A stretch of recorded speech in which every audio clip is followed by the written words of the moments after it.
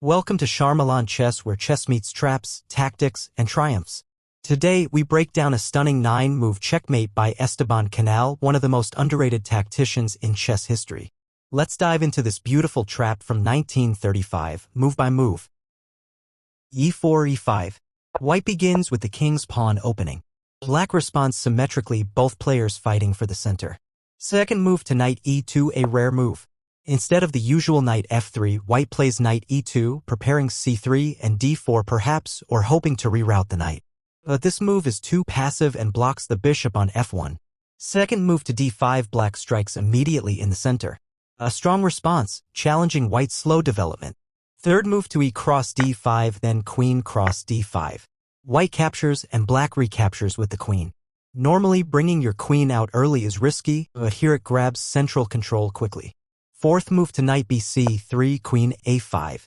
White develops a knight, hitting the queen. Black slides the queen to a5, eyeing the king side and keeping pressure on c3 and e5. Fifth move to d4.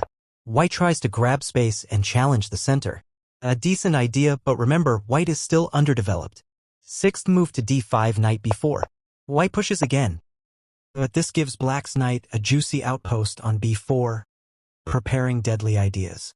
Seventh move to white bishop d2. White develops the bishop, perhaps threatening knight e4 next or eyeing the queen. But this move isn't strong enough to deal with the upcoming storm. Seventh move to knight g3 might have helped guard the kingside better. Seventh move to bishop f5. Black calmly develops the bishop, attacking c2 and readying a brilliant tactical idea. Eighth move to rook c1. White tries to defend the c-file, but this move fails to address the real threat. Better was knight e4, even if it costs material, it would have at least slowed the attack. Eighth move to black bishop cross c2. Boom! Canal sacrifices his bishop, daring white to take the bait. Ninth move to rook cross c2, knight d3. Checkmate. A stunning finish. The knight jumps to d3, protected by the queen.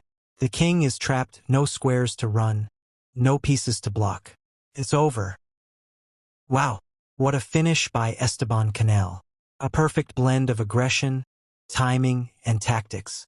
Let's look at why white lost so quickly. Lack of development. Passive moves like knight e2 and rook c1. Ignoring center control and king safety. Canal capitalized with precision.